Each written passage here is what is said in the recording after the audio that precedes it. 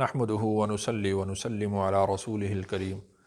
اما بعد فاعوذ باللہ السمیع العلیم من الشیطان الرجیم بسم اللہ الرحمن الرحیم۔ آج ہم سورۃ آل عمران کی آیت نمبر 79 اور 80 پڑھیں گے۔ تو اس سے پہلے اللہ تعالیٰ نے اہل کتاب کی ایک برائی کو بیان کیا تھا کہ وہ اللہ کی طرف جھوٹ منسوب کرتے ہیں۔ تو گویا کہ یہ ان کی ایک علمی خیانت تھی کہ کتاب اللہ میں وہ نہیں لکھا ہوا جس کو وہ اللہ کی طرف منسوب کرتے ہیں۔ تو ان آیات میں اللہ تعالیٰ نے ان کی ایک اور اسی طرح کی علمی خیانت کو بیان کیا ہے کہ بعض چیزیں جو انبیاء نے نہیں کہیں یہ ان باتوں کو انبیاء کی طرف منسوب کرتے ہیں۔ دراصل واقعہ یوں ہوا کہ جب نجران کا وفد رسول اکرم صلی اللہ علیہ وسلم کے پاس آیا تو آپ علیہ السلام نے ان کو اسلام کی دعوت دی، دین کی دعوت دی، توحید کی دعوت دی۔ تو انہوں نے آپ سے مباحثہ کیا اور بالآخر وہ یہ کہنے لگے کہ ہم کیا کریں، ہم حضرت عیسیٰ علیہ السلام کو الہ کیوں نہ مانیں، انہوں نے تو ہمیں خود کہا ہے کہ میں الہ ہوں، انہوں نے اپنی ابنیت کا دعویٰ خود کیا ہے۔ تو پھر اللہ تعالیٰ نے یہ آیات نازل فرمائیں کہ کسی پیغمبر کے لیے، کسی بشر کے لیے یہ جائز نہیں ہے کہ اللہ تعالیٰ اس کو کتاب عطا کریں، کسی نبی بنائیں اور ان کو حکمت اور دانائی عطا فرمائیں اور اس کے بعد پھر وہ یہ کہے کہ تم اللہ کو چھوڑ کر میری عبادت کرنے لگ جاؤ۔ ایسا اللہ تعالیٰ نے کسی پیغمبر کو ایسا ارشاد نہیں فرمایا اور نہ ہی کسی پیغمبر نے یہ تعلیم دی ہے۔ تو گویا کہ ان کا یہ جھوٹ بھی کھل کر واضح ہو گیا کہ وہ جو جھوٹ انبیاء پر بول رہے ہیں تو یہ اس کی بھی کوئی حقیقت نہیں ہے۔ بعض روایات میں آتا ہے کہ رسول اللہ صلی اللہ علیہ وسلم نے جب نجران کے وفد کو دین کی دعوت دی، توحید کی دعوت دی،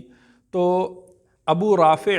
قرظی ایک یہودی تھا، تو اس نے صحابہ سے کہا کہ دیکھو کہ ہم تو اللہ کی عبادت پہلے ہی کرتے ہیں، اس لیے کہ جو یہودی ہیں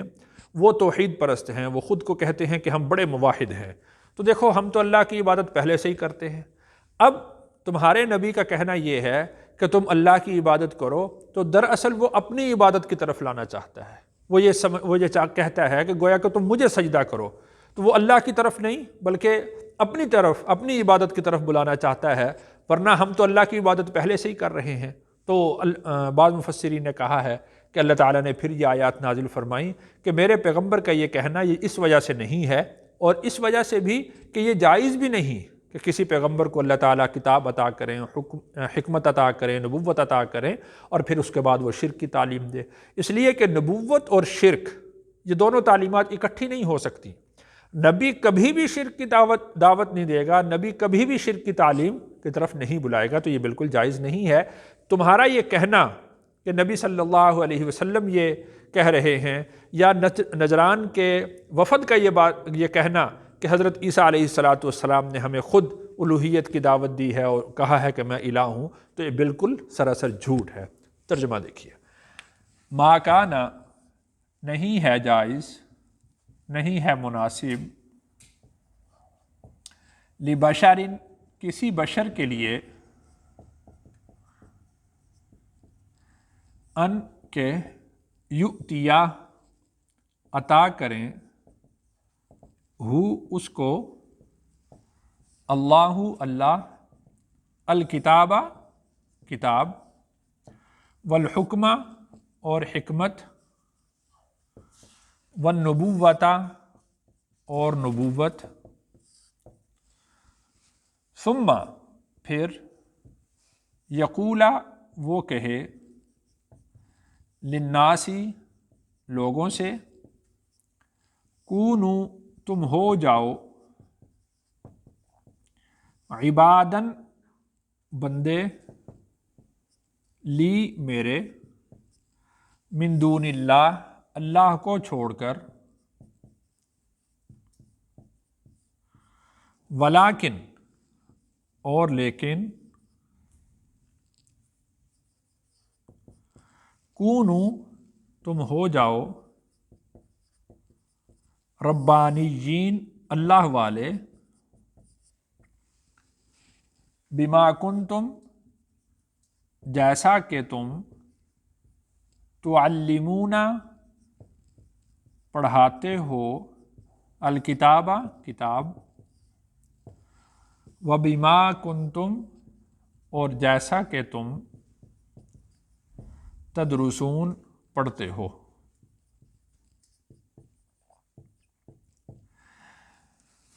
تو اللہ تعالیٰ نے ان کا جواب دیا کہ کسی بشر کے لیے یہ جائز نہیں ہے کہ اللہ تعالیٰ اس کو کتاب عطا کریں، حکمت اور دانائی عطا فرمائیں، نبوت عطا فرمائیں، اور پھر وہ لوگوں سے یہ کہے کہ تم میرے بندے بن جاؤ، میری عبادت شروع کر دو، مجھے سجدہ کرنا شروع کر دو۔ یعنی نجران کے عیسائیوں کا کہنا بھی جھوٹ ہے اور ابو رافع قرظی کا کہنا بھی جھوٹ ہے، یعنی کوئی پیغمبر بھی اس بات کی دعوت نہیں دے گا، اس لیے کہ کوئی بھی اگر اپنی طرف بلاتا ہے، اپنی عبادت کی طرف لے کر آتا ہے تو یہ تو صریح کفر ہے۔ اور نبی جب تمہیں ایک دفعہ کفر سے نکال رہے ہیں تو ایک کفر سے نکال کر دوسرے کفر میں کیوں کر ڈالیں گے؟ ایک شرک سے نکال کر دوسرے شرک میں کیوں کر ڈالیں گے؟ اللہ کے علاوہ کسی کو سجدہ کرنا بھی شرک ہے، بھلے وہ صلیب بنی ہوئی ہو، بھلے تم نے کوئی مورتی بنائی ہوئی ہو، اور اسی طریقہ سے کسی زندہ کو سجدہ کرنا بھی شرک ہوگا عبادت کی غرض سے۔ تو نبی یہ کیسے ہو سکتا ہے کہ نبی تمہیں یہ کہے کہ مورتی کی پوجا نہ کرو، مورتی کو سجدہ نہ کرو، تم مجھے سجدہ کرو، تم صلیب کو سجدہ نہ کرو، تم مجھے سجدہ کرو؟ تو دونوں میں کیا فرق ہوا؟ دونوں ہی شرک ہیں۔ تو اس وجہ سے کوئی نبی بھی ایسی تعلیم نہیں دے سکتا۔ وَلَا يَأْمُرَكُمْ اور نہ حکم دے تمہیں ان کے تتخذوا الملائکۃ تم بناؤ ملائکۃ فرشتوں کو، والنبیین اور نبیوں کو، اربابا رب، ایامرکم کیا وہ تمہیں حکم دیں گے،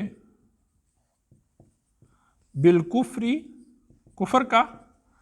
بعد اس کے، اس جب انتم مسلمون تم مسلمان ہو گئے۔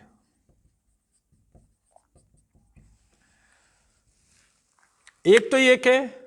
نبی تمہیں یہ نہیں کہیں گے کہ تم اللہ کو چھوڑ کر میری عبادت کرنا شروع کر دو، اور دوسرا یہ کہ نبی کبھی تمہیں یہ بھی نہیں کہیں گے کہ تم اللہ کو چھوڑ کر فرشتوں کو رب بنا لو، یا اللہ کو چھوڑ کر نبیوں کو تم رب بنا لو۔ ایامرکم بالکفر کیا نبی تمہیں کفر کا حکم دیں گے؟ بعد اذ انتم مسلمون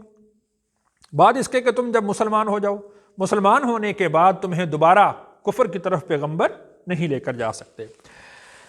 تو یہاں پر اللہ نے جیسے ارشاد فرمایا کہ بما کنتم تعلمون الکتاب، جیسا کہ تم کتاب پڑھاتے ہو، دوسروں کو تعلیم دیتے ہو، وبما کنتم تدرسون اور خود بھی تم اس کا یعنی تلاوت کرتے ہو، تم خود بھی اس کو پڑھتے ہو۔ تو دیکھو کہ سابقہ کتابوں کے اندر جتنے بھی انبیاء کے واقعات ہیں، کیا کسی نبی نے یہ دعوت دی ہے کہ تم میری عبادت کرو؟ تو نعوذ باللہ کیا رسول اللہ صلی اللہ علیہ وسلم ان کے طریقہ سے ہٹ کر یہ کہیں گے کہ تم میری عبادت کرو؟ اب دیکھیے سورۃ اعراف کے اندر اللہ تعالیٰ نے مختلف انبیاء کے جو ہے تذکرہ فرمایا ہے، اور تمام انبیاء نے یہ دعوت دی ہے کہ ان اعبدوا اللہ، کہ تم کس کی عبادت کرو؟ اللہ کی عبادت کرو۔ ہاں البتہ یہ ہے کہ اللہ کی عبادت کرنی کیسے ہے وہ نبی نے بتانا ہے، تو نبی کی اطاعت لازم ہے۔ عبادت کس کی ہوگی؟ اللہ کی، اور اطاعت کس کی ہوگی؟ نبی کی۔ اب وہ لوگ شاید اس بات میں فرق نہیں سمجھ سکے کہ اطاعت کو انہوں نے عبادت کا معنی سمجھ لیا ہو، تو عبادت اللہ ہی کی ہوگی اور اطاعت نبی کی ہوگی۔ جیسے نبی کہیں گے ویسے اطاعت قابل قبول ہے۔ اگر کوئی شخص اطاعت کا نیا راستہ اختیار کرتا ہے، نیا طریقہ ایجاد کرتا ہے کہ جو پیغمبر نے نہیں بتایا، تو وہ اطاعت کا طریقہ اللہ کے ہاں قابل قبول نہیں ہوگا۔ یہاں سے انبیاء علیہم الصلاۃ والسلام کا معصوم ہونا بھی سمجھ میں آتا ہے کہ انبیاء علیہم الصلاۃ والسلام بے گناہ ہوتے ہیں، معصوم ہوتے ہیں، اس لیے کہ انبیاء علیہم الصلاۃ والسلام سے ایسا کوئی گناہ سرزد ہو ہی نہیں سکتا کہ جو اللہ کی مشیت کے خلاف ہو۔ اس لیے دیکھیے کہ دنیا کے اندر جب کوئی حکومت کسی آدمی کو اپنا نائب مقرر کرتی ہے تو اس میں اس بات کی صلاحیت دیکھتی ہے کہ جو بات ہم ان کو کہیں گے یہ ویسے ہی بات آگے پہنچائیں گے، اس میں گڑبڑ نہیں کریں گے، اس میں خیانت نہیں کریں گے، اور دوسری بات یہ کہ جو ہم ان کو حکم دیں گے ہمارے حکم کی یہ پیروی کریں گے، لوگوں کو بغاوت پر نہیں اکسائیں گے۔ تو انبیاء علیہم السلام کے لیے بھی اللہ تعالیٰ انہی چیزوں کو دیکھتے ہیں کہ اللہ تعالیٰ دیکھتے ہیں کہ میں جس کو پیغمبر بناؤں گا کیا وہ اس منصب کے لائق ہے، اور دوسری بات یہ کہ کیا نبی جو ہے وہ بغاوت کی طرف تو نہیں اکسائے گا۔ تو انبیاء علیہم السلام سے یہ دونوں فعل سرزد نہیں ہو سکتے۔ ہاں دنیا کے حکمرانوں سے تو غلطی ہو سکتی ہے کہ کسی کو اپنا نائب مقرر کریں وہ ان کی بات صحیح طریقے سے نہ پہنچا سکے، اور اسی طریقہ سے یہ غلطی بھی ہو سکتی ہے کہ جس کو وہ اپنا مطیع اور فرما بردار سمجھیں وہ بعد میں باغی نکل آئے، لیکن اللہ جل شانہ کے علم کے اندر کبھی غلطی نہیں ہو سکتی۔ جس کو اللہ تعالیٰ منتخب فرماتے ہیں وہ اللہ کا کامل مطیع اور فرما بردار بھی ہوتا ہے، اور اللہ کے پیغام کو من و عن، بلا کم و کاست، بلا پس و پیش اور بلا کسی جھجک کے، پوری جرت کے ساتھ اور بہادری کے ساتھ، پوری طاقت کے ساتھ وہ اللہ کے پیغام کو اللہ کے بندوں تک پہنچاتا بھی ہے۔ آپ دیکھ لیں کہ انبیاء علیہم السلام نے کتنی مشقتیں برداشت کی، اور کبھی بھی انبیاء علیہم السلام نے اس میں مداہنت سے کام نہیں لیا۔ آپ دیکھتے ہیں کہ مکہ مکرمہ میں رسول اللہ صلی اللہ علیہ وسلم پر کتنی مشقتیں تھیں، کتنی تکالیف تھیں، لیکن قل یا ایھا الکافرون، اے کافرو،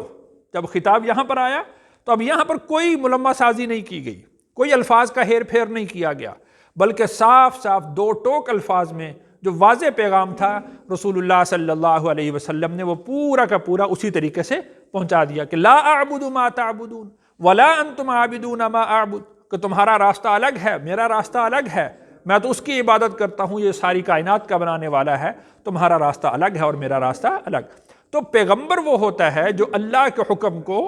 بلا کم و کاست، بغیر کانٹ چھانٹ کے جس طرح اللہ نے عطا کیا ہے ویسے پورا کا پورا پیغام اللہ کے بندوں تک پہنچا دے۔ تو اسی سے یہ بات معلوم ہوتی ہے کہ انبیاء علیہم السلام کو اللہ تعالیٰ نے اسی وجہ سے مطاع بنایا ہے کہ ان کی پیروی کی جائے، ان کی اطاعت کی جائے، اس لیے کہ وہ اللہ کے حکم کی عدولی نہیں کر سکتے۔ اللہ تعالیٰ سے دعا ہے اللہ تعالیٰ مجھے اور آپ کو سمجھ نصیب فرمائے۔